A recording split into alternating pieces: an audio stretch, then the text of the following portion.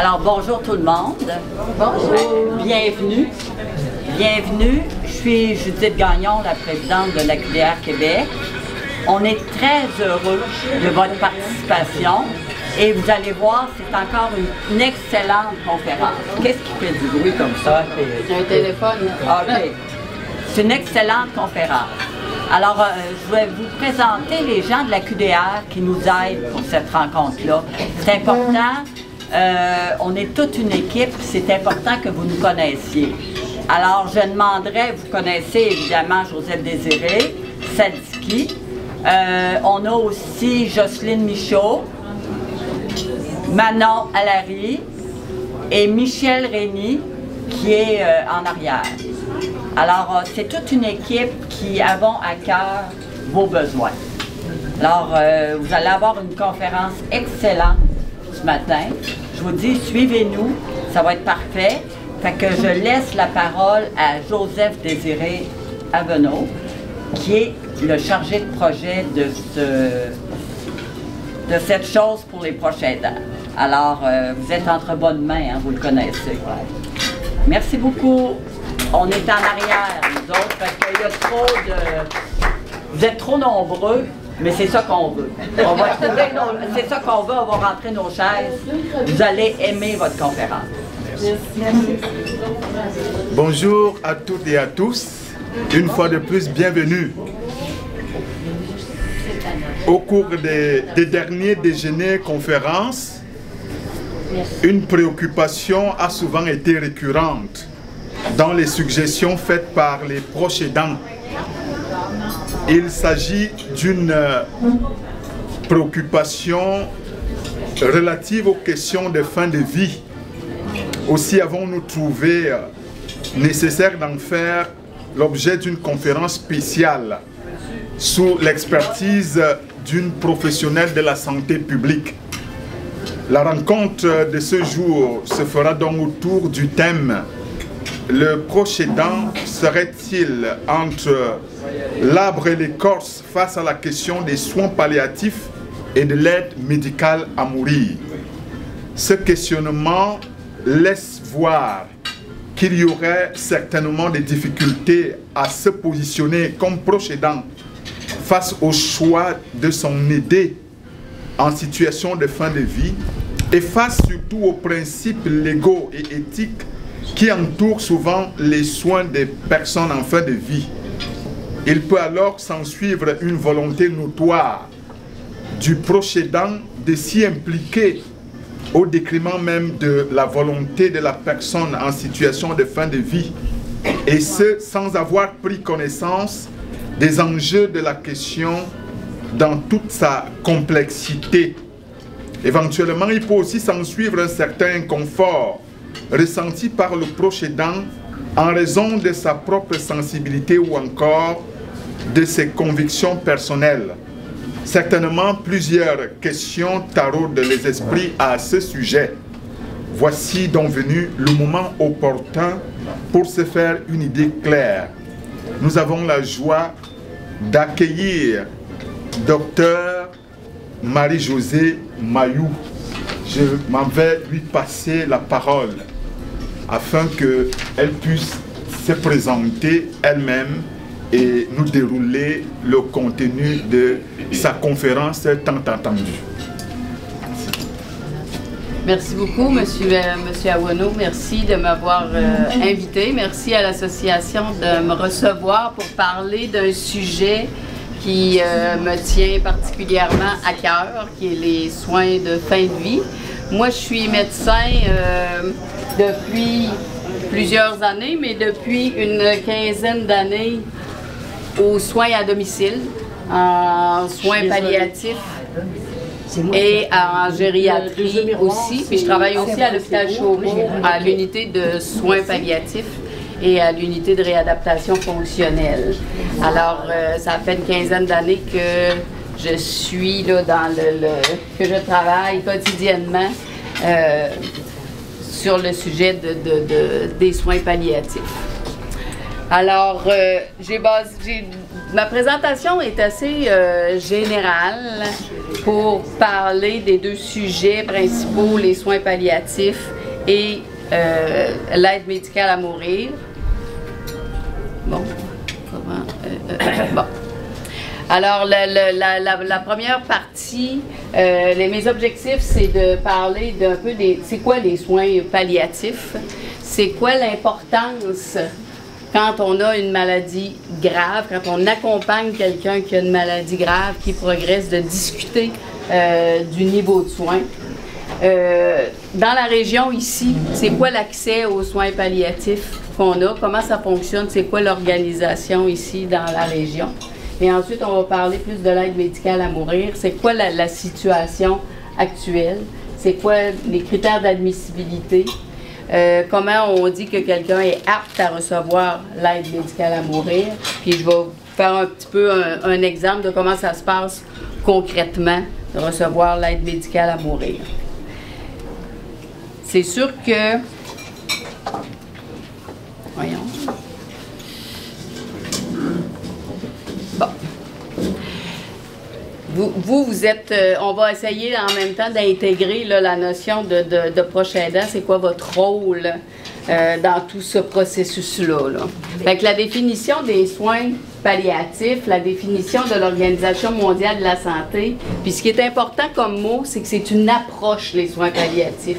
C'est une philosophie de soins qui vise à améliorer la qualité de vie des personnes et de leurs proches confrontés aux problèmes liés à une maladie potentiellement mortelle par la prévention et le soulagement de la souffrance et des autres symptômes, qu'ils soient physiques, psychosociaux ou spirituels.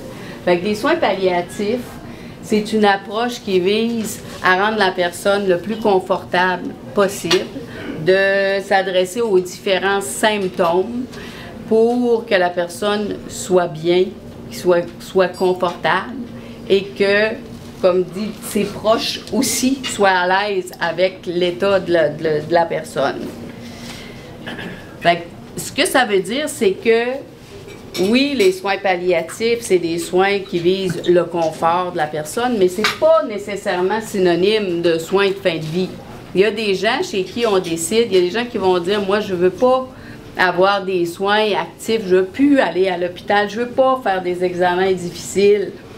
On va considérer qu'ils sont en soins palliatifs parce que ce qu'on soigne, c'est ce qu'on veut, c'est leur confort, c'est leur bien-être. Mais ça ne veut pas dire qu'ils sont en fin de vie. Il y a des gens qui vont passer, ils peuvent passer 2 ans, 3 ans en soins palliatifs finalement. Il faut faire attention. Des fois, c'est épeurant, tu sais, quand un médecin nous parle de soins palliatifs, on va dire, mon Dieu, c'est rendu là, on est rendu à la fin, mais pas nécessairement. Dans les soins palliatifs, oui, il y a les soins de fin de vie, mais ça ne veut pas dire qu'on est rendu là.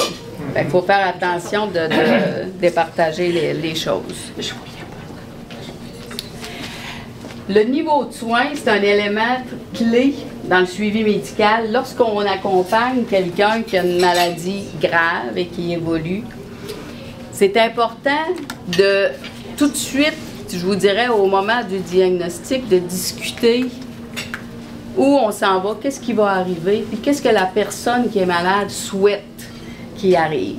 Puis ça, c'est quelque chose qui évolue dans le temps et il faut y repenser de façon régulière.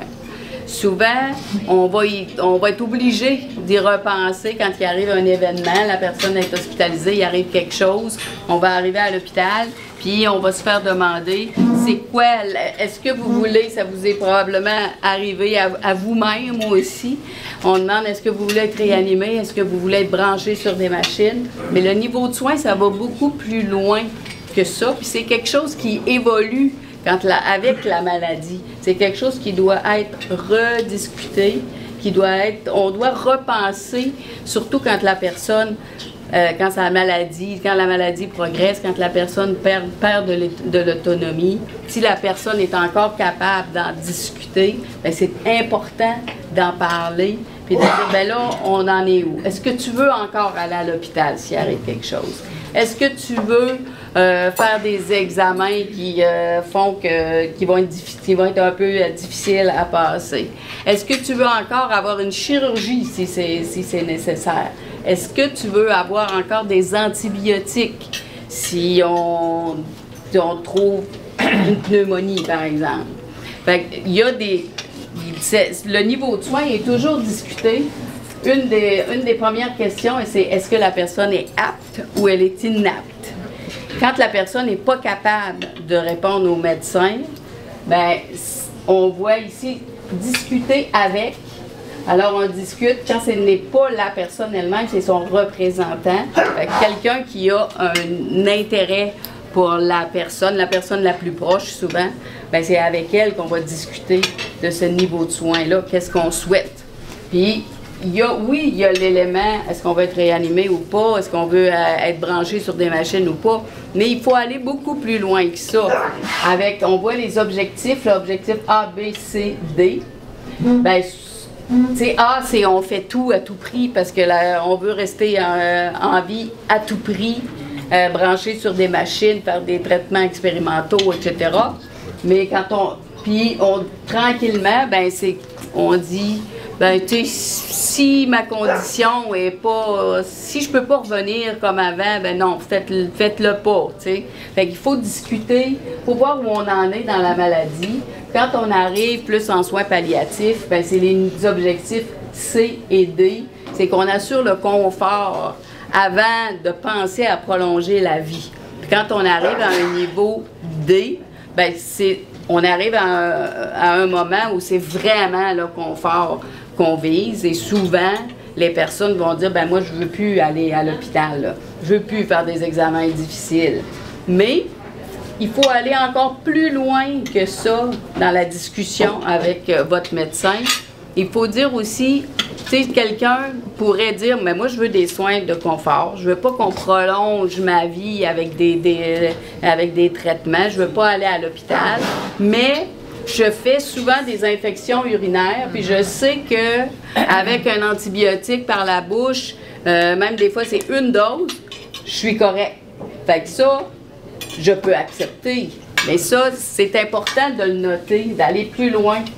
Il y a une case en bas où le médecin peut écrire niveau de soins D, soins de confort, mais la personne accepte les antibiotiques par la bouche. Comme par exemple, si quelqu'un fait une pneumonie, on peut dire je vais essayer de prendre des médicaments, des antibiotiques par la bouche, mais si ça ne fonctionne pas, je ne veux pas aller plus loin. Je ne veux pas aller à l'hôpital pour avoir des antibiotiques intraveineux. Je veux qu'on vise mon confort. Fait qu'il faut réfléchir à tout ça au fur et à mesure, puis repenser à ça de façon régulière, pas juste quand il y a des événements, parce que des fois, quand on arrive, supposons qu'il arrive quelque chose, on s'en va à l'hôpital, puis là, à l'hôpital, ils nous posent la question en arrivant, qu'est-ce que vous voulez?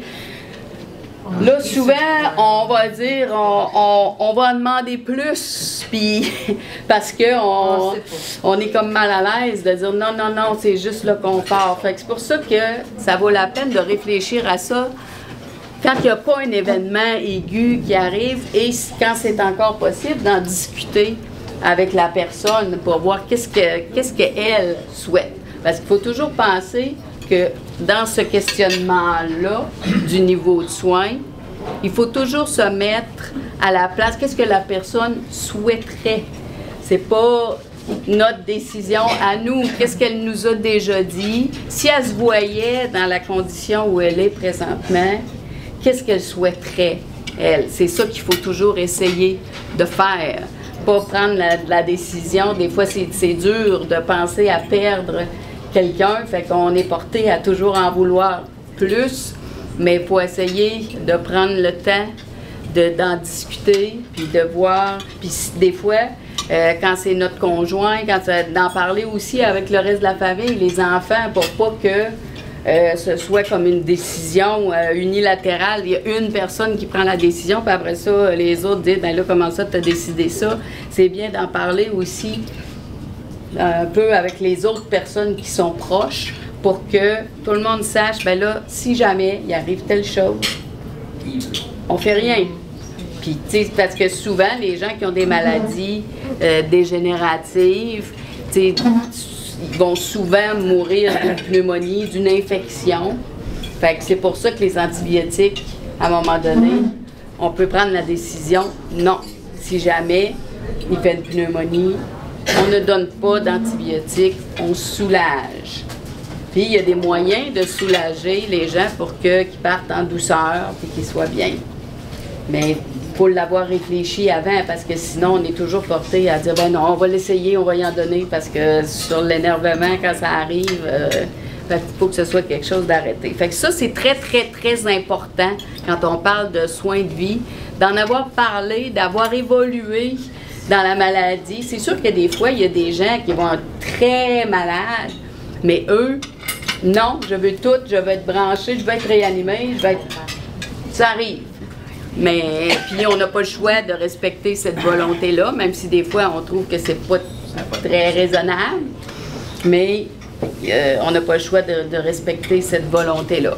Mais dans la grande majorité des cas, je pense que quand on en parle au fur et à mesure, qu'on chemine dans la maladie, bon, on arrive à un point où tranquillement, on prend des décisions, on prend des choix qui nous mènent plus vers un objectif D. Ce qu'on veut, c'est que la personne soit bien et qu'elle parte tranquillement.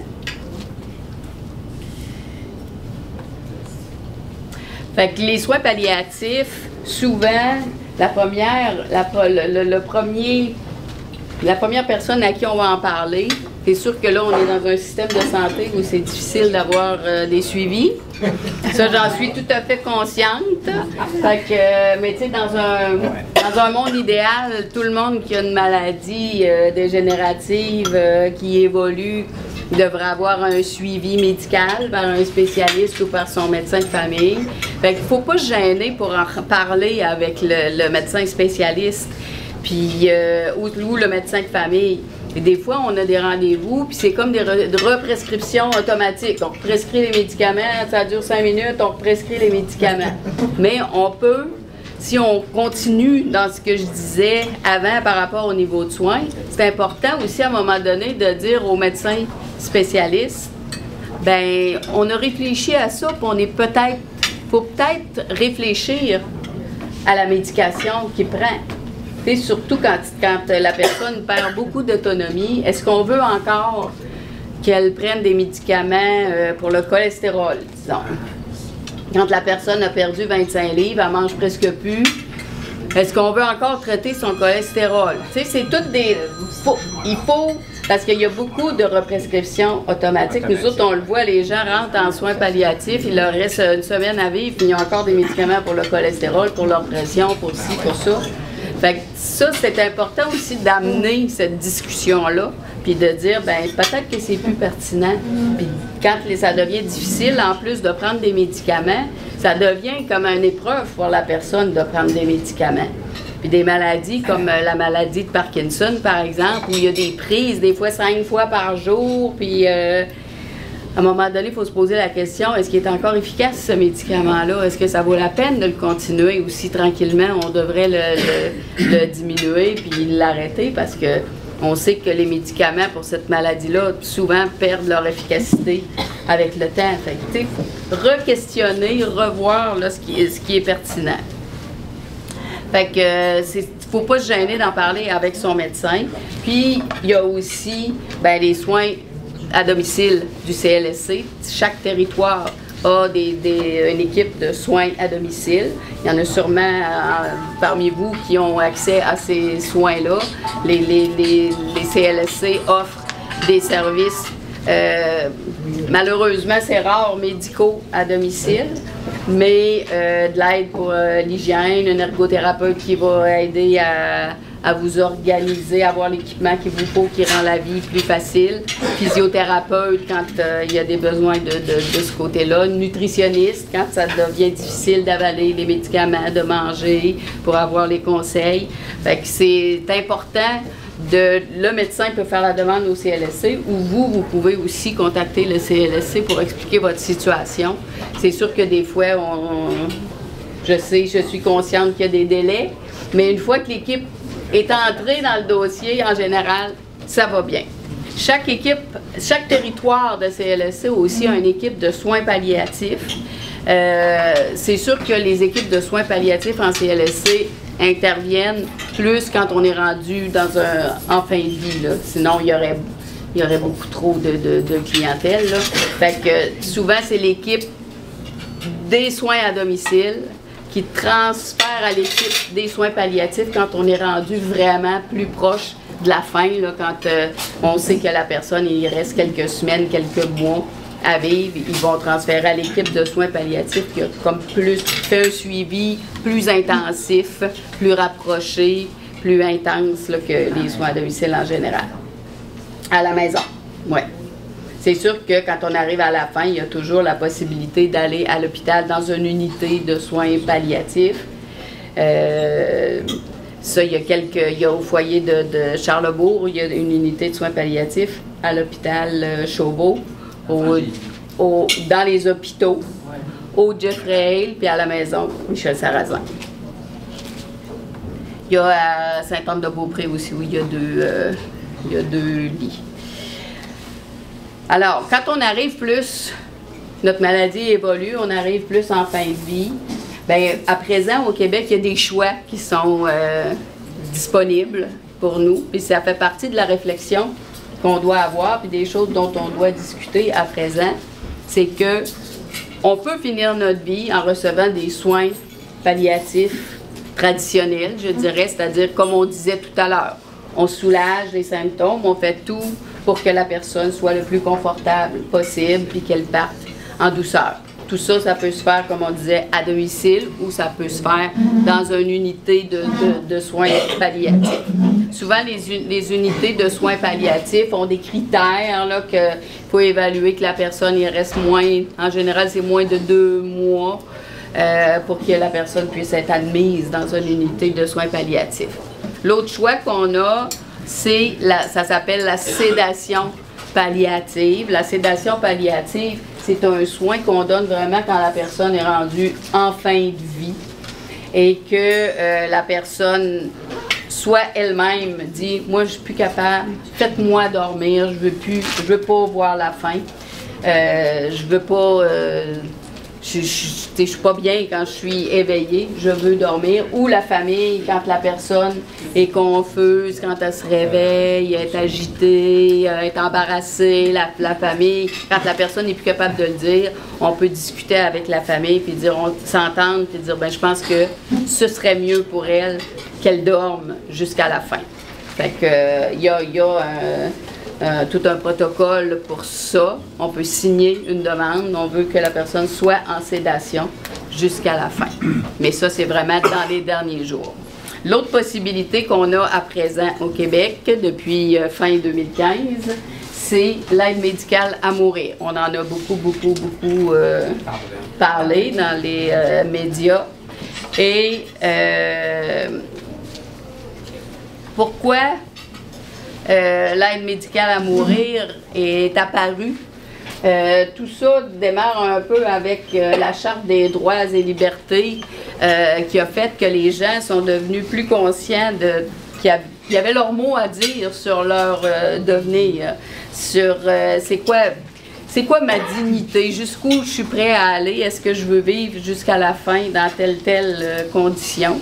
Puis à partir des années 80, je pense que c'était Francine Lalonde que ça s'appelait au fédéral qui a amené ce dossier-là. Il y a eu beaucoup de discussions et c'est un sujet qui a, je pense, intéressé la population et la grande majorité des gens sont en faveur qu'il y ait une loi, que ce soit quelque chose d'accessible. Fait que c'est pour ça qu'il y a eu la création de la commission sur la fin de vie où tous les partis au Québec se sont rassemblés et ont travaillé ensemble pour une des rares fois pour aboutir à une loi sur les soins de fin de vie en décembre 2015. Quand on regarde les statistiques, dans les données de 2021-2022, il y avait 5% des patients qui décédaient en recevant l'aide médicale à mourir. Dans le dernier rapport de la commission de fin de vie, je pense que c'était 6,1. Le chiffre, c'est à peu près comparable, je pense, aux Pays-Bas. C'est un chiffre qui augmente, mais il faut considérer que l'augmentation est due aux critères aussi qui changent. Et l'aide médicale à mourir, les gens connaissent de plus en plus ça. De plus en plus, les gens connaissent quelqu'un qui a reçu l'aide médicale à mourir. C'est entré un peu dans les mœurs assez rapidement quand même. Parce que moi, je me souviens quand j'ai commencé, quand la loi est arrivée, il y a beaucoup de gens qui me disaient « Oh non, moi... je suis pas pour ça » ou « Moi, je suis catholique pratiquante, puis c'est pas correct de faire ça. » Alors que dans les dernières années, entre autres, j'ai eu une dame l'année passée qui, au début, elle me disait non, la dame, elle avait comme une espèce de petite, pas une chapelle, mais comme elle disait en tout cas une Sainte Vierge, un coin là, pour prier dans sa maison, puis elle était très, très, très religieuse, puis elle me disait non, je peux pas faire ça, puis à un moment donné, elle m'a dit je suis plus capable, puis je pense que le bon Dieu va me pardonner si je demande l'aide médicale à mourir. Puis quand on a fait l'aide médicale à mourir, toute sa famille était rassemblée, tout le monde disait le chapelet.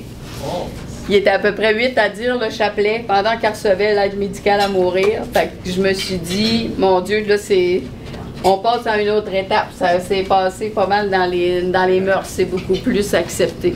Fait que, au début, c'est sûr que ça a commencé lentement. Puis il y avait des problèmes aussi, là, que la loi fédérale et la loi provinciale sont différentes. Puis pour les médecins avaient peur de se faire poursuivre. Puis en tout cas, ça a été, je ne rentrerai pas dans les détails de ça, mais tranquillement, les gens ont compris ce qui pouvait être fait, ce qui ne pouvait pas être fait, puis c'est entré dans les mœurs, fait que c'est pour ça qu'il y en a de plus en plus. Alors, qui reçoit l'aide médicale à mourir? C'est 93% des gens qui ont 60 ans et plus. Ben, c'est normal parce que plus on vieillit, plus on risque d'avoir une maladie qui nous impose de prendre une décision comme celle-là. Les 2/3 sont des gens qui sont atteints de cancer.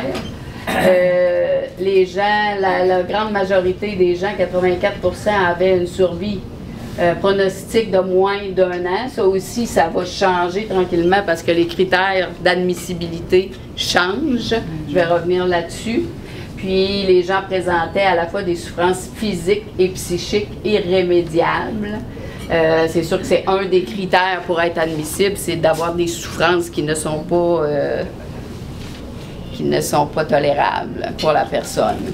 Fait que de quoi souffrent les gens qui ont reçu l'aide médicale à mourir? Fait que les 2/3, c'est de cancer. Après ça, on tombe dans les troubles cardiovasculaires, respiratoires et neurologiques. Les troubles cardiovasculaires, c'est souvent des gens qui ont une insuffisance cardiaque très sévère, là, qui ont vraiment beaucoup d'incapacité à cause de ça, ou des problèmes de valves sévères puis qui ne veulent pas être opérés, ou un AVC qui laisserait des séquelles importantes là, que la personne qui fait souffrir beaucoup la personne. Les troubles respiratoires, c'est souvent les gens qu'on appelle MPOC, là, des gens qui ont des bronchites chroniques très sévères et qui sont vraiment incapacités par ça, qui font des infections fréquentes, puis les gens qui ont des fibroses pulmonaires. Dans les troubles neurologiques, c'est souvent des gens qui ont une sclérose latérale amyotrophique ou des maladies de Parkinson et les maladies proches. Il y a une famille de maladies là, qui est proche de la maladie de Parkinson. C'est souvent ces situations-là.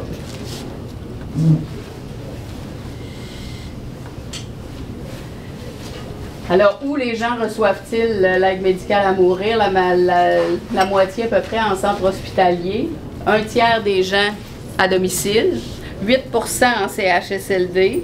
C'est sûr que dans les CHSLD à présent, la majorité des gens, la grande majorité des gens ont des troubles cognitifs, qui fait qu'ils ne sont pas aptes à demander l'aide médicale à mourir.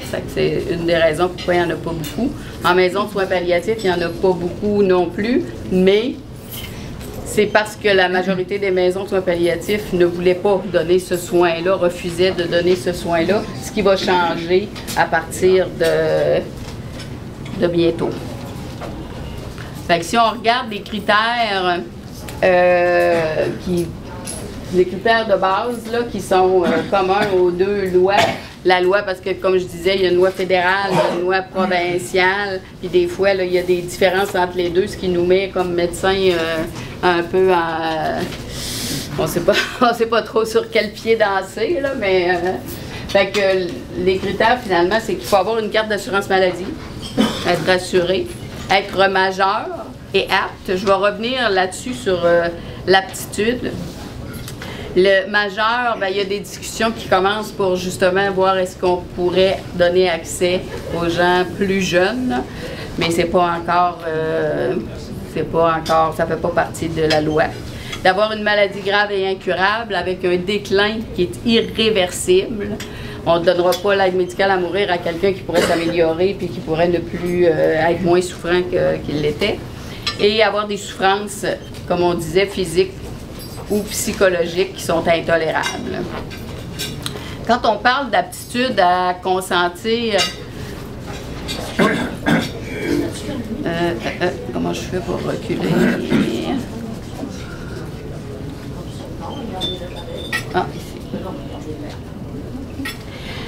Quand on parle d'aptitude à consentir aux soins, vous avez probablement parmi vous, il y a sûrement des gens qui ont dû discuter de l'aptitude de leurs proches, souvent avec les travailleurs sociaux. Voilà. Il y a, quand on veut avoir un mandat, quand on veut que la personne ait une curatelle, une tutelle, il faut déclarer si la personne est apte. La personne est apte au bien. Est-ce que la personne est capable de gérer ses biens? Est-ce qu'elle est capable de s'occuper d'elle-même? Mais quand on parle d'aide médicale à mourir, on parle d'un autre type d'aptitude d'une certaine façon. Ce qu'il faut, c'est que la personne comprenne la maladie qu'elle a, c'est quoi la maladie qu'elle a, qu'est-ce que cette maladie-là lui cause, comprendre c'est quoi l'aide médicale à mourir, qu'est-ce que ça va faire l'aide médicale à mourir si je le reçois, qu'est-ce que ça va faire si je ne le reçois pas, puis être capable d'exprimer ce choix-là, de nous expliquer un peu là, pourquoi elle fait ce choix-là. Je fais la différence avec l'aptitude dont on entend souvent parler parce qu'il y arrive des situations où on a dit que des gens étaient aptes à recevoir l'aide médicale à mourir, même s'ils avaient été déclarés inaptes à la personne et au bien. L'année passée, ou il y a 2 ans, j'ai eu un monsieur qui avait une maladie, qui souffrait d'une maladie d'Alzheimer, qui n'était pas tout à fait... qui était une forme un peu rare, là, qu'on voit, qui était aveugle. Ça touchait surtout la vision. Le monsieur était aveugle, le monsieur avait des troubles d'équilibre, le monsieur il avait des problèmes de mémoire, mais il répétait presque à tous les jours « Ma mère a eu l'Alzheimer, moi je l'ai, je veux pas vivre ça et je veux pas être dépendant des autres. Je trouve plus rien de le fun et je veux mourir. » Il répétait ça presque à tous les jours. C'est son médecin de famille qui m'a appelé. Je suis allée voir le monsieur, le même discours. Puis je l'ai fait voir par l'équipe de gériatrie externe là, qui avait, en tout cas, à l'hôpital Chauveau. Et ils sont arrivés à la même conclusion, que le monsieur comprenait la maladie qu'il avait, comprenait ce qui allait lui arriver, comprenait ce que ça voulait dire, recevoir l'aide médicale à mourir. Fait qu'on on a dit oui, c'est possible. Donc le monsieur a reçu l'aide médicale à mourir chez lui. Les autres critères qui sont importants à considérer, c'est qu'il faut que, quand quelqu'un veut l'aide médicale à mourir, il ne faut pas qu'il y ait de pression extérieure à sa décision. Il faut vraiment sentir que ça vient de lui. Il faut sentir que c'est quelque chose qui est constant. Il ne faut pas dire une journée, oui, je veux ça, le lendemain, non, non, c'est pas ça que je veux. Il faut que ce soit une demande qui est constante. Et il faut que ce soit un consentement qui est éclairé, c'est-à-dire que la personne, elle doit connaître Elle doit avoir eu des informations sur sa maladie, puis elle doit connaître aussi qu'est-ce qu'elle pourrait faire pour que ça aille mieux, s'il y a des choses à offrir et avoir autant que possible ces soins-là. Comme je vous disais, des fois c'est difficile dans notre système de santé, mais on ne peut pas donner l'aide médicale à mourir parce que la personne ne reçoit pas les soins qu'elle devrait recevoir, là. Fait que, tu sais, si quelqu'un... C'est sûr que la personne peut toujours refuser. Des fois, il y a des gens, on peut dire, ben vous pourriez avoir un traitement de radiothérapie et vous auriez des bonnes chances que ça aille bien pendant des années. Mais ça demeure toujours le choix de la personne de refuser les traitements. Mais il faut que les traitements lui soient expliqués correctement et que les services que la personne pourrait recevoir lui soient offerts.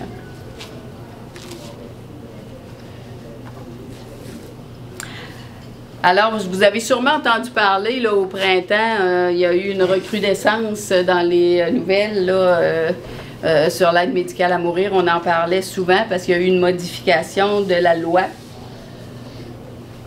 Fait que ce qui a été changé à partir du 7 juin, c'est qu'on a retiré le critère de fin de vie. Avant, il fallait que la personne soit vraiment en fin de vie. Là, on a retiré ce critère-là. On l'avait déjà comme retiré là, dans au moins un an plus tôt, là, mais là, c'est officiel dans la loi. Ensuite, on a statué que les personnes qui ont un problème de santé mentale seules ne peuvent pas recevoir l'aide médicale à mourir. Quelqu'un qui a un cancer en phase terminale, mais qui souffrait de schizophrénie, pour dire quelque chose, mais qui est capable d'exprimer que c'est ça qu'il veut, qui comprend, qui a l'aptitude que j'ai décrite tout à l'heure, peut recevoir l'aide médicale à mourir. Mais pour un problème de santé mentale seul, non. Ensuite, ils ont dit que 6 mois après le 7 juin, donc le 7 décembre, les maisons de soins palliatifs vont devoir donner ce soin-là. Ça, c'est un gros changement. Parce que les maisons de soins palliatifs, il y en a qui avaient commencé à le donner. Ici, à Michel Sarrazin, ils donnaient le soin, mais il fallait que la personne le demande une fois arrivé à Michel Sarrazin. Il prenait aucune personne qui avait déjà une demande active avant. Fait que ça devenait compliqué, puis ça créait souvent des situations plutôt tristes, plutôt dommages, tant qu'à moi, parce que des fois, il y a des gens qui me disaient « Moi, j'ai fait des dons toute ma vie à Michel Sarrazin, ou ma soeur, ma femme est morte à Michel Sarrazin, avait des bons soins, moi, je voulais aller là, mais la personne voulait avoir l'aide médicale à mourir, non, on vous accepte pas, fait que ça créait des situations un peu difficiles. Une fois, mais là, ce qui exigeait, c'est qu'on annule complètement la demande qui avait été faite, qu'eux recommencent tout à zéro. Puis avant ça, puis là, ils ont commencé, ça doit faire, je sais pas combien d'années qu'ils ont commencé à le faire, là, mais avant, ils transféraient les gens à l'hôpital. En janvier 2022, quelque chose comme ça, ouais. Parce qu'avant, ils transféraient ceux qui demandaient l'aide médicale à mourir, ils les transféraient à l'hôpital pour recevoir l'aide médicale à mourir. Ensuite, à partir de décembre, les infirmières praticiennes vont aussi pouvoir administrer l'aide médicale à mourir. L'autre chose qui a été changée et qui va être applicable à partir de mars 2024, c'est la possibilité pour les gens qui ont un handicap. Avant, c'était une maladie qui était sévère. À présent, les gens qui ont un handicap, mais avec une déficience, des incapacités là, quand même significatives, là, vont avoir accès à l'aide médicale à mourir. C'était déjà le cas au fédéral, mais au provincial, c'était pas encore dans la loi. Ensuite, la grande discussion dont on a beaucoup entendu parler et dont on va entendre beaucoup parler parce que c'est... la ministre a donné 2 ans maximum pour que ce sujet-là soit réglé, c'est les demandes anticipées. C'est-à-dire les personnes qui apprennent qu'ils souffrent d'une maladie d'Alzheimer vont pouvoir faire une demande anticipée, mais on n'a pas encore la la réglementation, ça va être quoi les modalités, exactement. Pour à qui est-ce qu'on va dire, on va falloir choisir une personne de notre famille, ça va être telle personne qui va décider. Quand est-ce que la personne va mettre des critères de dire, ben quand je reconnaîtrai plus mes enfants, quand je vais...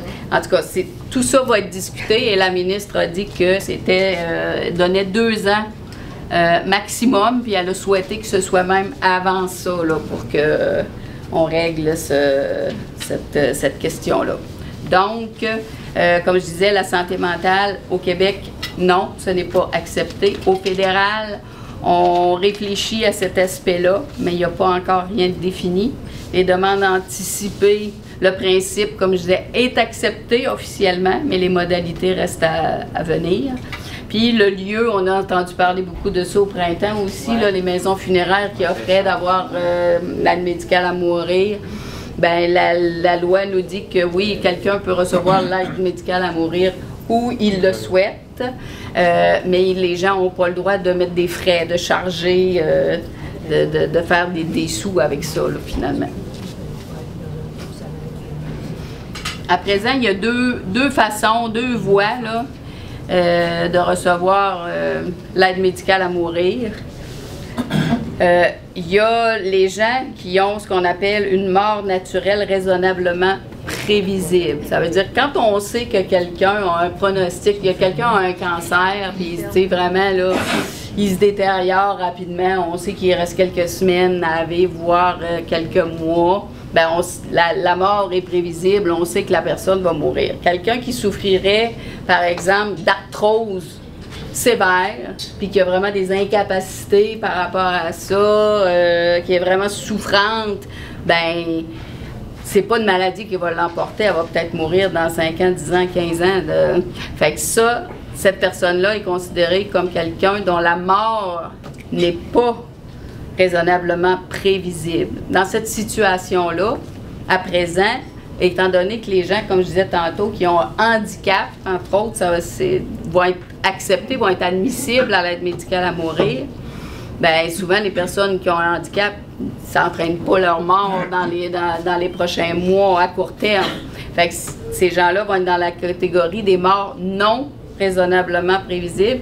Et dans ce temps-là, la loi nous oblige à attendre, une fois que les démarches sont commencées, une fois que le médecin a commencé à analyser le dossier, il faut attendre 90 jours minimum pour que la personne puisse recevoir l'aide médicale à mourir.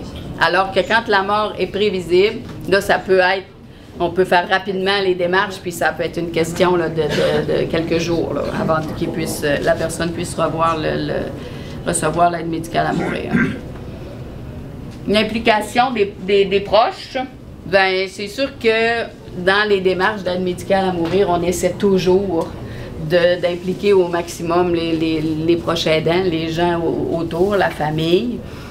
Ça peut arriver. Moi, personnellement, ça m'est arrivé peut-être une couple de fois que, au départ, le patient disait « Ah, moi, je veux pas en parler à personne. » Mais en parlant avec le patient, en expliquant tout ce que ça entraînait de ne pas en parler, les gens ont toujours accepté que de partager leur expérience puis d'en parler avec leurs proches. Puis en général, les proches sont déjà, quand ils nous en parlent, les proches sont déjà avisés, savent déjà que la personne parle de ça. Puis on essaie de les impliquer du début à la fin et de donner toutes les explications aussi aux proches. Là, souvent, les proches ont quasiment plus de questions que la personne. Qu'est-ce qu'on fait après le décès? Ça va se passer comment? Fait que on implique les proches au maximum, mais la décision ne peut pas venir d'un proche. Ça, c'est très clair. Comme on le disait, la personne doit être apte. Au début, quand elle parle d'aide médicale à mourir, elle doit être apte, elle doit comprendre ce que c'est. Comme j'ai dit, il ne faut pas qu'il y ait de pression extérieure. Fait que la décision revient. Et ça arrive des fois que quand la personne parle de ça, la conjointe, le conjoint, au début, surtout quand il n'y en a pas parlé puis qu'il nous arrive avec ça, là, Des fois, il y en a qui restent très surpris, mais je vous dirais qu'en général, les gens acceptent la décision de la personne qui est malade. Ça m'est arrivé une fois, entre autres, où il y a un monsieur qui a changé d'idée, qui a dit non, je vais aller à Michel Sarrazin parce que ma femme est contre ça, l'aide médicale à mourir, même s'il en avait parlé plusieurs fois puis que lui, c'était vraiment son souhait.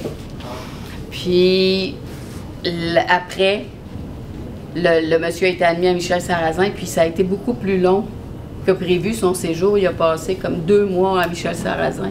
Puis sa femme, je l'ai revue après, puis elle s'en voulait tellement de ne pas avoir accepté le choix du monsieur parce que, tu sais, lui, ce qu'il disait, c'est « je veux pas regarder le plafond pendant un mois de temps », mais c'est ce qui est arrivé finalement, fait que elle l'a regretté amèrement, mais j'imagine que c'est pas toujours le cas, là, mais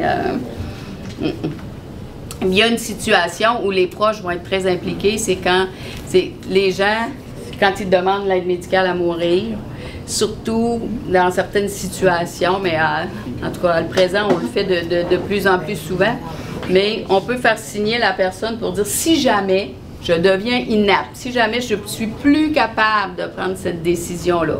Souvent, quelqu'un qui va avoir beaucoup de médication pour de la douleur, ou quelqu'un qui va avoir des métastases cérébrales, il y a beaucoup de risques à la fin qu'ils ne deviennent plus capables de nous exprimer son désir.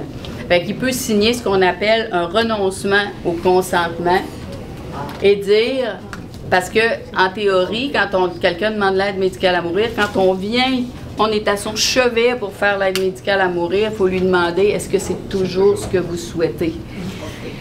Fait que là, pour annuler ce renoncement-là final, on peut faire signer un formulaire qui dit « Je désire recevoir l'aide médicale à mourir à telle date », il faut mettre une date, ou avant si je deviens inapte à consentir. Fait que ce qui se passe, c'est que quand la personne devient, supposons, confuse ou n'est plus capable de nous le dire, ben c'est les proches, c'est la famille qui prennent la décision, qui disent ben là, on voit son état, puis on pense que dans cet état-là, lui, il aurait voulu qu'on procède. Fait qu'on s'entend avec la famille. Il y a eu un procès en Nouvelle-Écosse sur l'influence des proches, parce qu'il y a des gens, à un moment donné, qui avaient contesté en cours le fait que leurs proches demandent l'aide médicale à mourir. Puis ça a été en cours d'appel. Puis la conclusion, c'est que empêcher une personne qui est admissible à recevoir l'aide médicale à mourir ou faire en sorte de mettre des bâtons dans les roues puis de créer un report là, de l'aide médicale à mourir, ça constitue une violation de la Charte canadienne des droits et libertés. Puis les membres de la famille ne peuvent pas utiliser les tribunaux pour empêcher une personne d'avoir accès à l'aide médicale à mourir. Fait que ça a été clairement dit, on ne peut pas aller en cours pour demander ça, et on ne peut pas non plus aller en cours pour dire, ben le médecin, il l'a jugé admissible, puis moi, je trouve que non, il n'est pas admissible. La Cour a dit que les tribunaux n'ont pas de rôle à jouer dans l'évaluation médicale de l'aide médicale à mourir. Fait que ça, c'est important de... Fait que quand on veut recevoir l'aide médicale à mourir, la façon dont ça se passe, il est quelle heure, là? Je suis-tu trop longue? Ou, c'est intéressant.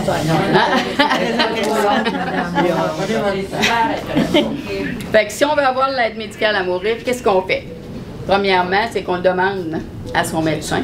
Faut faire, puis là, on signe une demande. La demande, c'est très simple. C'est un des rares formulaires qui est très simple. Tout ce que ça dit, c'est « Je demande au docteur, mais on n'est même pas obligé de mettre un nom, de recevoir l'aide médicale à mourir. » C'est tout. Demandez au docteur. Ben, quand on a une maladie grave ou on est suivi par un médecin. À la majorité. Ouais. Puis la demande, c'est ça aussi, c'est que la demande n'a pas besoin d'être signée auprès d'un médecin. N'importe quel professionnel de la santé. Si vous avez une infirmière qui vient à la maison, l'ergothérapeute, la travailleuse sociale, si la personne dit « Moi, j'aimerais ça, recevoir l'aide médicale à mourir, je suis plus capable. » Un notaire. Non. Il faut que ça soit quelqu'un de personnel de la santé. Cette personne-là va vous faire signer la demande devant témoin. Il faut qu'il y ait un témoin qui n'a pas de bénéfice à ce que vous mouriez. Pas quelqu'un qui va hériter de vous ou qui va être content que vous quittiez la résidence parce que vous êtes mal commode. Vous avez pour personne dans les personnes que les personnes avez nommées. Alors, on va trouver madame de la QDR. Il faut dire, signe-moi ça. Non. Il faut que ça soit quelqu'un, il faut que ça soit du personnel de la santé. Le CLSC, il va vous le faire. Oui, mais on ne veut pas. CLSC, Quelqu'un du domaine de la santé. Ou soit quelqu'un du domaine de la santé. on va avoir un CLSC. Ouais. Fait qu'une fois que la demande est signée, la personne qui l'a reçue, qui était là quand vous l'avez signée, elle n'a pas le choix, elle est tenue de faire en sorte que cette demande-là soit acheminée. Puis, comme ici, dans le CIUS, il y a des gens qui travaillent juste sur le dossier de l'aide médicale à mourir, qui reçoivent ces demandes-là et qui font des appels à des médecins qui donnent l'aide médicale à mourir pour dire, on a quelqu'un à telle place. C'est le médecin qui dit non, on donne pas. Oui. Ça s'appelle l'objection de conscience. Il y a beaucoup de gens qui peuvent dire, moi, je veux pas m'impliquer dans ce soin-là. Ça, c'est, oui. Mais un médecin à qui vous pourriez parler, de ça, est tenu de vous écouter et de vous entendre. Parce que le médecin, il n'est pas supposé dire, voyons donc, Madame Côté, vous n'êtes pas rendu là, c'est pas... Quand quelqu'un veut signer une demande d'aide médicale à mourir, elle devrait être entendue, elle devrait signer la demande, et après, c'est le médecin qui va aller faire l'évaluation, qui va décider si cette personne-là est apte. Mais le médecin ne devrait pas dire, voyons donc, il y a d'autres choses à faire, faites pas ça, vous n'êtes pas rendu là, parce qu'on entend ça quand même assez souvent. Maintenant, notre médecin ne voudrait pas, lui, il est obligé de faire la demande à un autre docteur, d'envoyer mon papier. Votre médecin, en théorie, si lui, il ne veut pas, en théorie, il devrait vous faire signer la demande, puis l'acheminer, même si lui, il s'en occupera plus après, là. Ou si jamais, là, je ne sais pas, pour lui, au moins prendre quelqu'un de sa clinique, une infirmière, puis que l'infirmière vous fasse signer, là, tu sais. Mais fait que la personne qui reçoit la demande est tenue d'écouter cette demande-là et est tenue de s'en occuper, d'envoyer ça à ceux qui vont prendre ça en charge. Puis après ça, une fois que la demande est faite, il y a un médecin qui va aller évaluer la personne et qui va vérifier si la personne est admissible avec les critères qu'on a dit. Il y a toujours un deuxième médecin qui doit aussi aller valider que la personne répond à tous les critères. Ça, c'est des mesures pour être sûr que la loi est vraiment... oui, c'est ça. Une fois que tout ça est fait, après ça, c'est à la personne de déterminer quand je veux que ça se passe. Des fois, on a des gens qui font des demandes, puis les autres, ils veulent que ça soit le plus vite possible. Puis il y a d'autres gens qui voient ça un peu comme une police d'assurance, qui disent, moi, c'est clair que c'est ça que je vais vouloir. Mais j'ai encore une qualité de vie qui n'est pas pire. Mais leur souffrance, c'est de dire... Moi, je ne veux pas vivre la faim, je ne veux pas perdre mon autonomie, je ne veux pas me retrouver dans un lit à regarder le plafond.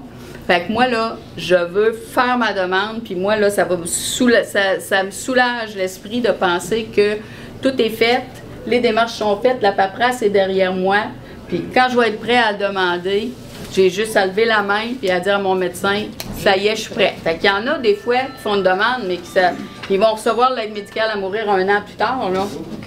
Tu sais, c'est pas nécessairement immédiat. Fait que, il y a toutes les possibilités, là. Puis, n'importe quand, ce qui était très, très important dans les démarches d'aide médicale à mourir, c'est de toujours dire à la personne qu'elle peut retirer sa demande. De signer une demande d'aide médicale à mourir n'oblige à rien. N'importe quand, la personne peut dire, ben là, non, c'est pas ce que je veux finalement. Ou jusqu'à la dernière seconde, la personne peut dire, oh non, j'ai changé d'idée, c'est pas ce que je veux. Fait qu'il n'y a aucun engagement relié à ça. Fait que juste pour vous faire un petit concrètement comment ça se passe, j'ai pensé à un patient que j'ai eu l'année dernière. Un patient qui était quand même, on va l'appeler Monsieur Poulain, que j'ai reçu un téléphone de la gériatre. C'est un monsieur qui avait une neuropathie aux jambes, qui faisait qu'il ne sentait plus vraiment le plancher. Fait qu'il tombait souvent. C'est un monsieur qui était âgé, qui avait à peu près 90 ans. Fait qu'il tombait souvent, puis il était tanné de ça. Il s'en va voir le gériatre parce que il y avait cette histoire-là de chute fréquente, mais il y avait aussi un cancer de la peau en arrière de l'oreille qui progressait tranquillement, puis l'ORL avait proposé de faire une grosse chirurgie là, qui était vraiment... Fait que le monsieur, quand il est arrivé voir la gériatre, il a dit... Elle le voyait pour évaluer s'il était capable de subir cette chirurgie-là. Fait que là, tout de suite, il est rentré dans le bureau puis il a dit à la gériatre, il dit, écoutez, il dit, moi, ce que je veux, c'est l'aide médicale à mourir, j'en veux pas de chirurgie. Fait que là, elle est restée bête, elle n'avait jamais été confrontée à cette situation-là. Fait que là, elle a fait signer sa demande. Puis là, elle a appelé au CIUS, ceux qui s'occupent du dossier d'aide médicale à mourir, qui m'ont appelé parce que le monsieur restait dans le territoire du CLSC où je travaille. Puis j'ai parlé avec la gériatre, elle m'a expliqué cette situation-là. Je suis allée voir le monsieur. Puis effectivement, le monsieur était très déterminé de dire, moi là, tu sais, j'ai des pansements à tous les jours, ça me fait mal. Mais tu sais, c'était pas un cancer qui pouvait faire des métastases ailleurs, c'était un cancer qui allait grossir tranquillement. Puis, il y avait son problème là, de neuropathie. Fait que là, j'ai reparlé avec la gériatre. Puis, on s'est dit, ouais, c'est sûr que c'est un monsieur, comme il me disait lui-même, le monsieur, il dit, tu sais, mon avenir, je le vois. Le meilleur est passé, ce qui s'en vient, ça sera pas le fun, tu sais.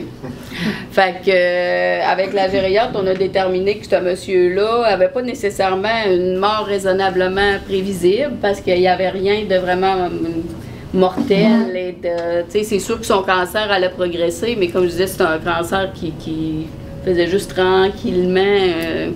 Fait qu'on a expliqué ça, j'ai expliqué ça au monsieur qui a accepté la situation, sachant qu'il fallait qu'il attende 3 mois avant de recevoir son aide médicale à mourir. La gériatre a accepté d'être le 2e médecin qui donne le 2e avis. Fait que là, les 2 avis médicaux était faite. Fait que moi, je l'ai appelé, on avait convenu qu'on se parlait 1 fois par mois, voir s'il maintenait sa décision, comment il allait. Parce que même si on a dit que quelqu'un avait une mort qui n'était pas raisonnablement prévisible, il peut y arriver un événement qui fasse que, oups, tout d'un coup, ça vire de bord, puis on n'aura plus besoin d'attendre ce 3 mois-là. Là. Fait que finalement, le monsieur, il a attendu 3 mois. J'avais rencontré sa famille, j'ai rencontré sa femme. Tout le monde acceptait ça. Sa femme était un peu bouleversée de la situation. Ça faisait 62 ans, je pense qu'ils étaient ensemble. Fait que c'était pas facile à accepter. Puis finalement, ben, on a fait le 3 mois. Aussitôt que le 3 mois a été fini, le monsieur il voulait que ça soit comme le lendemain. Fait que ce qu'on fait souvent, c'est qu'on prévoit, on explique aux gens comment ça va se dérouler. On donne le choix aux gens, ils peuvent avoir le nombre de personnes qu'ils souhaitent. Ils peuvent faire une petite cérémonie s'ils veulent, avoir leur musique préférée, avoir des images, avoir, pour Il y en a qui aiment ça faire quelque chose il y en a qui prennent du champagne avant, il y en a qui se font venir du Saint-Hubert pour dîner avec toute la famille juste avant. C'est assez particulier comme moment parce que les deux, je dirais que les 2 derniers jours, quand tu sais que ça s'en vient pour les proches, c'est... Ouais, sacrifice. C'est ça. C'est très particulier. Mais je vous dirais que de mon expérience, en général, les gens qui prennent cette décision-là, je trouve c'est pas les gens les plus anxieux la journée même, ils sont tellement, on dirait qu'ils sont passés comme... Oui, ils sont vraiment sereins, calmes, puis c'est souvent eux qui rassurent les autres de la famille. Fait que ce qu'on fait, c'est qu'on s'entend, comme là, si ça se passe à domicile, c'est qu'on s'entend sur 1 heure. C'est sûr que pour le médecin, c'est important d'être à l'heure. Moi, personnellement, j'arrive pas, puis je leur dis, là, j'arrive pas avant. Pas mangé de poulet Parce que je trouve que c'est leur moment, je veux leur laisser leur moment au maximum, mais c'est clair que si on dit à 1 heure, qu'à 1 heure, je suis là, et qu'on redonne les explications, je redemande au monsieur, le monsieur, je suis tellement heureux de vous voir, tellement contente que vous arriviez. Puis là, ce qui se passe, c'est qu'on donne les médicaments tranquillement. Moi, j'offre toujours aux gens, avez-vous autre chose à dire à votre famille? Est-ce que la même chose, les gens qui sont présents, est-ce qu'il y a quelque chose que vous aimeriez dire avant qu'on commence? Puis souvent, les gens se sont déjà tout dit en sachant l'heure. Puis on arrive avec une trousse de médicaments. J'ai comme une image, juste vous montrer un peu à quoi ça ressemble. Là. Ça, c'est la trousse du CIUS. Fait qu'il y a 3 médicaments principaux qu'on donne. Le premier médicament, c'est un médicament qui fait que la personne s'endort tranquillement. Fait qu'en général, pour la personne, ça dure 1 minute ou 2, là, il sent un peu comme quand on se fait opérer, là, tu sais, on sent le médicament qui fait effet, puis la personne s'endort tranquillement. Après ça, on donne un médicament qui endort encore plus profondément. Puis on donne un 3e médicament qui paralyse les muscles de la respiration et du cœur, qui fait que le cœur arrête. Mais souvent, les personnes décèdent quand on donne le médicament qui endort encore plus profondément.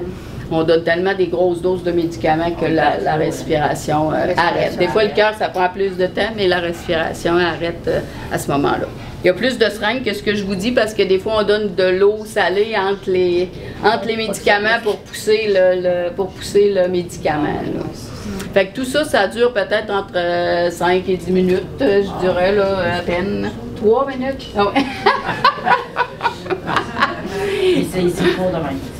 Puis c'est toujours, personnellement, ça se passe vraiment là, tout en douceur, tranquillement, la personne s'endort, puis ça finit là. Fait que, puis je dirais que ça sera pas là. Je dirais que c'est un des soins, même je dirais c'est le soin pour lequel j'ai le plus de remerciements avec une sincérité profonde. Les gens sont tellement reconnaissants qu'on respecte la volonté de leurs proches à demander ça.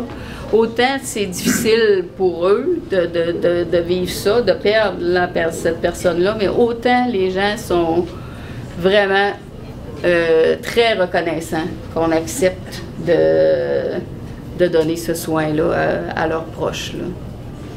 Fait que j'ai jamais eu de situation. J'ai eu une fois une famille qui était vraiment fâchée contre moi. Puis c'est parce que j'ai refusé de donner l'aide médicale à mourir parce que la personne n'était plus apte. Puis c'était dans le temps où on pouvait pas faire signer le formulaire ou qui disait ben si jamais je suis plus apte, ma famille va décider. C'était avant ça. C'est la seule fois dans tous les soins d'aide médicale à mourir que j'ai fait, où il y a une famille qui vraiment était fâchée, là.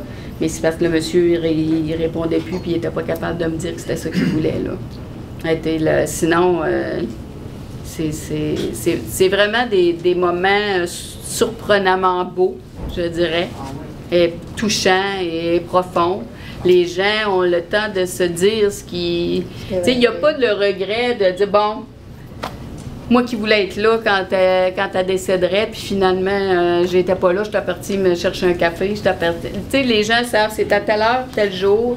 Fait que si tu as des choses à régler, des choses à te dire, ben, tu le sais qu'il faut que tu le fasses. Il faut que tu le fasses avant. Tu peux pas passer à côté. On va te chercher un café. Fait que c'est pas mal ça que je voulais vous dire. Puis je vous dirais que le message principal, c'est que prenez le temps de réfléchir à la fin, d'en parler. Tu sais, quand je parlais du niveau de soins, de quand la maladie progresse, où on s'en va, qu'est-ce qu'on va faire, les choix qu'on a, en parler avec la personne avant justement qu'elle devienne plus capable de l'exprimer, de regarder les différents choix qui sont devant nous, puis pour nous-mêmes aussi, de réfléchir un petit peu à ça avant que la situation se présente. Fait que merci beaucoup. Je voulais juste remercier Dr L'Espérance, que j'ai pris certaines de ses diapos d'une conférence que lui avait faite aussi là, en septembre. Fait que je voulais le remercier d'avoir rendu accessible sa présentation.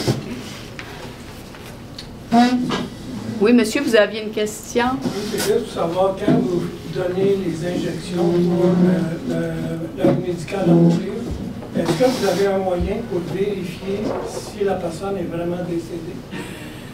Oui, souvent la personne, comme je disais, dans le deuxième médicament qui endort beaucoup, on voit que la personne arrête de respirer. Puis quand on finit la procédure, on écoute toujours le cœur, voir si le cœur bat toujours. Puis ça, les gens souvent s'inquiètent, ça va-tu marcher? Bien, ça marche toujours. Il n'y a pas de... Il n'y a pas d'inquiétude. Le teint de la personne change aussi. Oui, c'est ça. On voit que le teint de la personne change. On voit que... Oui? Oui, ce qu'il faut comprendre que lorsque c'est approprié, les gens du domaine de la santé, parmi les différentes options, vont à peu près systématiquement parler de l'aide médicale à mourir aux personnes qui sont en fin de vie. C'est pas tout le monde qui a le même niveau d'aisance avec le sujet. Parce que, supposons que vous avez des services à domicile d'une infirmière, une ergothérapeute. Souvent, les physios, les ergos, ils parleront pas de ce sujet-là. C'est pas dans leur tâche habituelle, mais c'est certain que quand la personne lance des messages comme hey, moi je suis tellement tannée, puis moi j'ai hâte de partir, puis les gens, puis tu sais, je pense que c'est un processus qui de plus en plus s'installe, comme je disais, dans les mœurs. Fait que avant, les gens étaient beaucoup plus mal à l'aise de parler de ça. À présent, je pense que de plus en plus, les gens ont des formations, les gens deviennent plus à l'aise avec ça.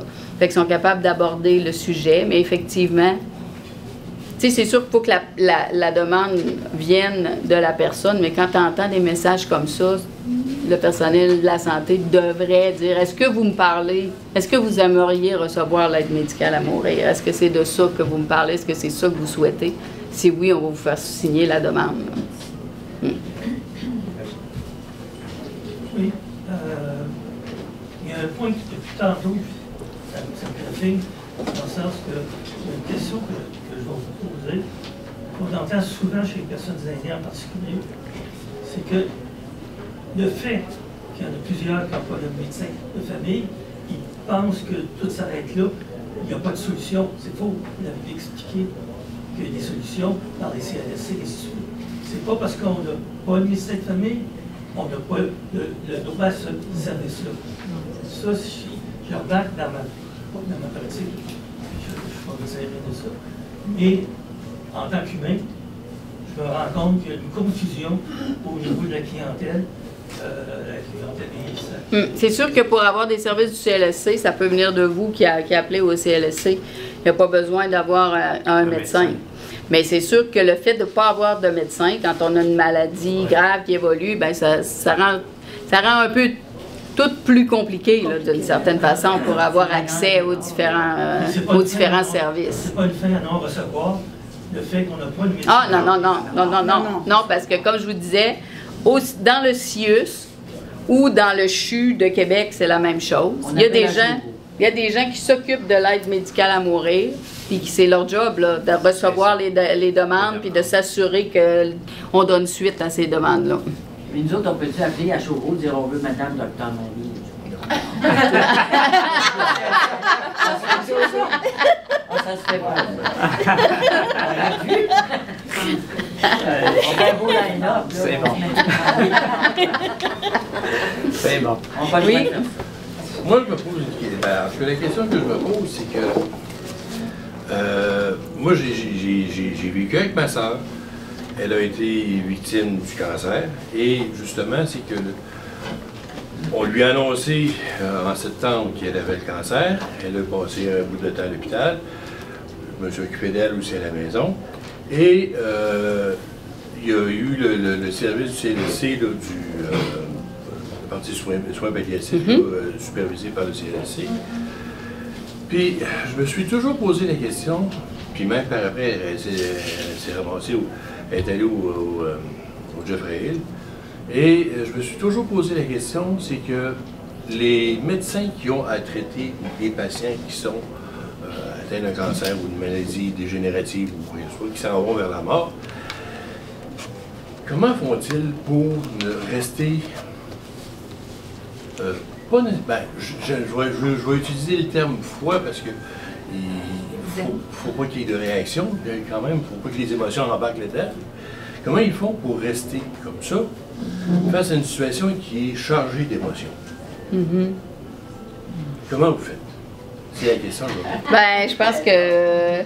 Parce que moi, le médecin, le médecin de soins palliatifs, à un moment donné, c'est que moi, comme aidant naturel, c'est qu'à un moment donné, il nous a envoyé une remarque qui a fait pouf!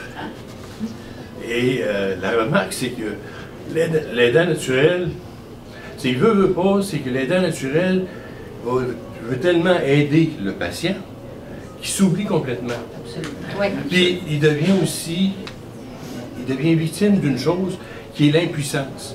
Il voudrait tellement, mais il ne peut pas. Et à un moment donné, le médecin, il est arrivé, il a regardé ma soeur, puis il dit, lui, là, parlant de moi, est-ce que c'est votre frère ou est-ce que c'est un infirmier? Ça nous a réveillés. Ça nous a réveillés parce que pour faire justement la démarcation. Mais il fallait qu'il y ait l'esprit présent pour pouvoir penser à ça. Il fallait qu'il y ait l'esprit là, logique, réaliste, pour dire une chose comme ça. Puis au soin palliatif de Jeffrey Hill, ça a été exactement la même chose. Comment faites-vous? Ben, je pense qu'il y a d'autres... Oui, c'est dur émotivement, mais il y a tellement de valorisation. Ailleurs, on a tellement l'impression d'aider, d'être utile, de voir des patients à domicile. Tu entres dans l'intimité des gens, tu es plus proche des gens, tu connais leur animal de compagnie, leur famille, leurs enfants. Tu fais quasiment partie de la famille à un moment donné quand tu suis quelqu'un pendant un bout de temps. Fait que ça, c'est très valorisant comparé à faire du sans rendez-vous, avoir les gens 2 minutes, puis... Fait que tu vas chercher autre chose. C'est sûr que c'est important de toujours trouver des façons de se protéger un peu contre l'épuisement de compassion, parce que c'est quelque chose qui est fréquent en soins palliatifs, c'est qu'à un moment donné, tu n'as plus de compassion à donner. Fait qu'il faut que tu trouves des façons de te ressourcer autrement, d'avoir des loisirs, de te changer les idées, de pas, d'un moment donné, quand t'as la limite, être capable de dire non des fois aussi quand ta limite est atteinte, là. Fait que c'est tout un... Parce que je ne veux pas, vous êtes des humains aussi. Puis vous avez des sentiments, vous avez des émotions, puis je ne veux pas, c'est que vous vous attachez aussi à des patients. Ben oui, c'est certain. C'est certain. Puis là, que le patient parte. Oui, mais quand tu as le sentiment de vraiment aider quelqu'un, de faire le bien, c'est toute une façon Non, c'est pas toujours facile, mais comme je dis, il y a tellement d'autres aspects qui sont positifs que faut essayer de trouver chacun essaye de trouver son équilibre là-dedans. avec ses moyens à lui, mais c'est important comme médecin, comme en soins palliatifs ou les autres intervenants, les autres professionnels, d'être conscient de ça. Ouais. D'être conscient de ça, puis de... Celui qui est avec les enfants, c'est pas la même chose. Parce qu'il voit l'enfant grandir, il voit l'enfant qui va au monde. C'est le début de la vie. Et là, vous avez l'envers du décor. Oui, évidemment. Oui. Monsieur? Est-ce qu'il y a un contrat de travailler avec les directives médicales suffisant pour remplacer à la Non. Non.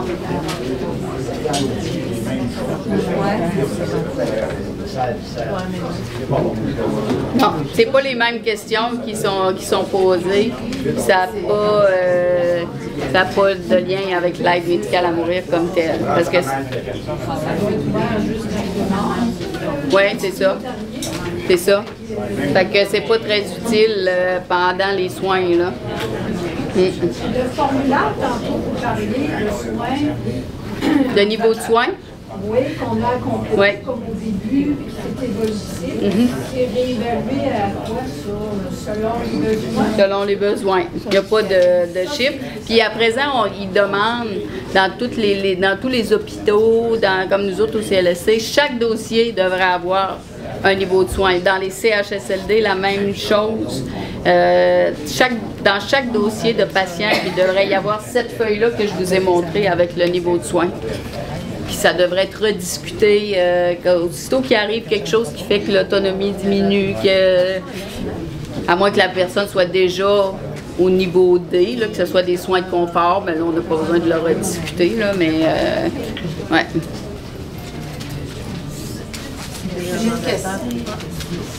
Oui. On entend parler certaines fois qu'il y a des médecins qui arrivent on pourrait presque dire indépendamment de la profession. Il y a des médecins qui prescrivent facilement l'aide à mourir. On entend dans les nouvelles, dans les journaux, on en lit, il y a des médecins qui voient certaines choses, ils regardent des tests d'aide à mourir. Et je crois avoir l'intonation. Allez. Bon, ouais. Il reste de l'aide à mourir. Qu'est-ce qu'on fait quand des personnes ont des problèmes moraux, vraiment moraux, je ne parle pas de religion du tout, là. Ils ont des problèmes vraiment moraux pour savoir qu'est-ce qu'on fait. Beaucoup disent que l'aide médicale à mourir, c'est juste un changement de nom pour le suicide. Bon. Il y en a beaucoup. Parmi ceux qui ont des problèmes moraux, comment ils s'en sortent, ceux qui ont vraiment peur de l'au-delà, par rapport à ce que les médecins disent? Est-ce qu'on est là? Il y a des médecins qui Ah non. Mais je pense que, tu sais, la loi est encadrée, puis il y a des mesures, justement, de sauvegarde pour ne pas... il y a eu récemment une sortie du président de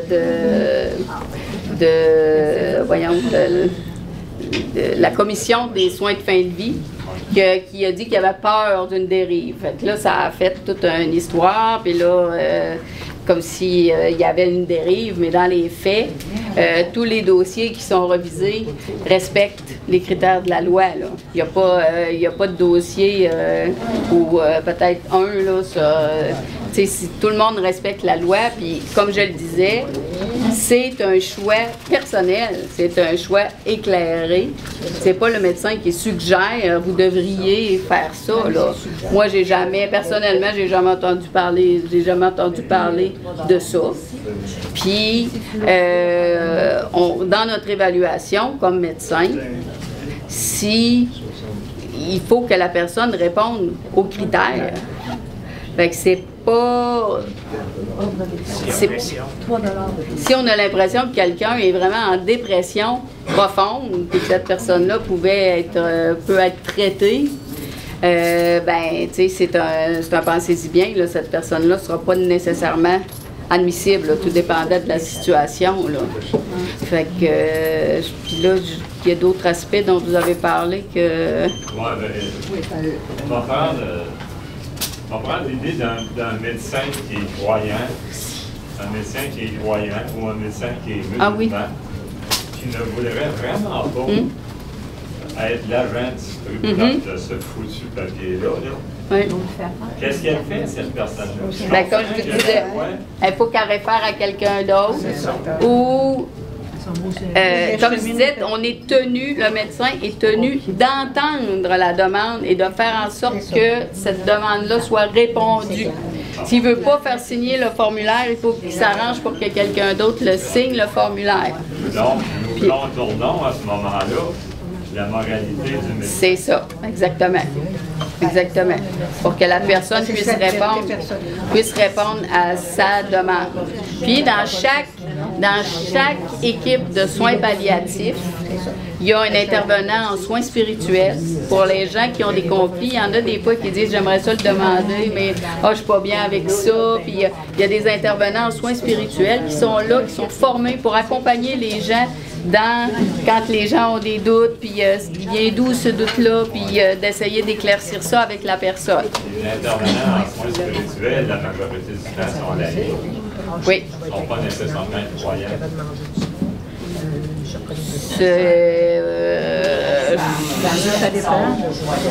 Je serais plutôt portée à dire le contraire. C'est des laïcs, mais je pense... C'est ça, moi aussi, je serais porté à dire le contraire. Ordinairement, ils sont très croyants. En général, ils sont croyants, je pense. Mais c'est des laïcs, là. Dans la formation, il faut qu'il reste neutre. Il faut qu'il reste neutre, puis il faut qu'il soit ouvert à toutes les religions, à tout le spectre possible de croyances et de spiritualité. Là. Ouais. Oui.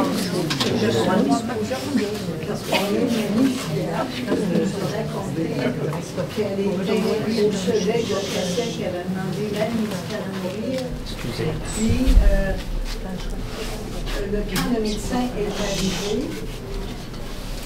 Il était avec une seringue dans les mains. Il n'avait pas tout ce plateau-là, une seringue dans la main. Il a donné la piqûre, il est sorti sans lui poser de questions, sans lui demander s'il accepte encore. Et il n'a pas dit un mot, il est parti. C'est bâti, le patient est mort. Ça a fini de même. Il n'a jamais demandé s'il avait changé d'idée ou pas. Qu'est-ce que vous pensez de ça? Ben, je pense pas que... Premièrement, l'aide médicale à mourir, c'est pas une piqûre, là. Non. Fait que c'est pas... Il y a tout un protocole qui est établi. Il y a les prescriptions, c'est pas nous qui les faisons, là. C'est déjà tout fait par la pharmacie distributrice.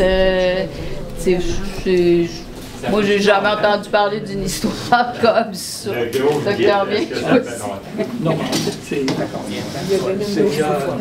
Quoi, c'était 2017? Les médicaments pour l'aide à mourir, tu ne peux pas obtenir ça ailleurs que dans une pharmacie spéciale. Ouais. Ben... J'ai mal un peu compris la question. C'est un patient qui avait reçu une piqûre. Elle dit que le médecin est rentré avec une seringue, il a donné une piqûre, puis il est ressorti sans demander rien. Oui, mais c'est une piqûre de quoi? Oui, c'est ça. Parce que ça, c'est certainement pas. Non, ça se peut pas, c'est impossible. On va arrêter. C'est comme impossible, là. En tout cas, faudrait... si ça a été le cas, il faudrait que ça soit déclaré quelque part parce que c'est pas comme ça que ça se passe.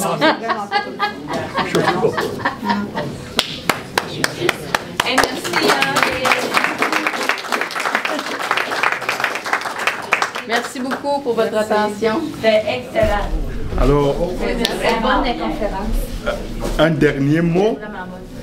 Vous avez été témoin de la complexité et la délicatesse même de ces sujets.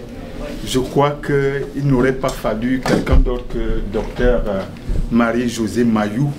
Et je tiens à la remercier pour sa disponibilité. Vous savez, avoir un médecin c'est pas facile. Si vous voyez Dr Mayou, ici, on a certainement besoin d'elle au niveau des hôpitaux. Alors, nous avons une chance inouïe de la voir ce matin pour qu'elle puisse nous entretenir sur ce sujet complexe et en même temps délicat. Donc, je tiens à remercier Dr Mayou. Ça fait plaisir.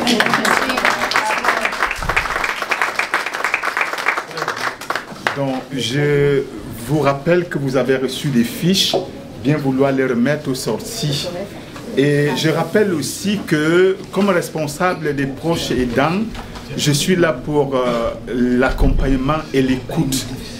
Vous voyez, il est aussi important d'avoir l'échange avec quelqu'un pour pouvoir assurer votre tâche de proche aidance auprès des aidés. Je suis là pour vous accompagner, pour l'écoute.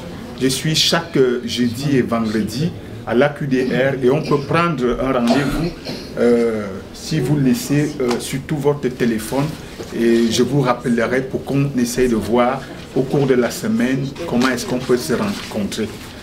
Alors, je commence à vous habituer à des sujets très intéressants, je n'en doute pas. En témoigne la présence massive aujourd'hui. Vous avez vu que notre salle commence à être étroite. Alors, je vais en discuter avec Madame la Présidente dans l'avenir, question de voir si on pourrait penser à un autre espace au cas où nous sommes assez nombreux. Et je vous prierai d'être assez flexible.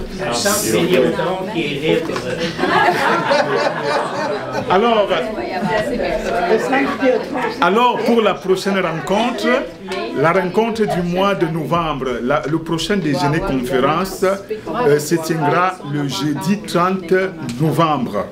Nous verrons si ça sera ici. Je vais en débattre avec Madame la Présidente et toute l'équipe. Ce sera aussi un sujet intéressant. Nous allons sortir un peu du domaine médical, du domaine sanitaire, pour le domaine juridique. Nous aurons une conférence sur le mandat de protection et les innovations de la loi 8. La loi 8, et cette conférence sera présentée par un notaire, M. Marc-André Verville. Donc la conférence se tiendra le 30 novembre prochain. Donc je vous prie de noter cette date. Je vous remercie pour votre présence et je remercie aussi toute notre équipe de l'AQDR qui est venue aujourd'hui. Oui. Le mandat de protection, c'est ce qu'on appelait avant le mandat d'inaptitude. Oui. Ah, ok. Tous ceux qui le savent. Voilà. Donc, je vous remercie pour votre présence. Je remercie toute notre équipe. Je remercie Madame la Présidente. Donc, bonne journée à vous et à la prochaine.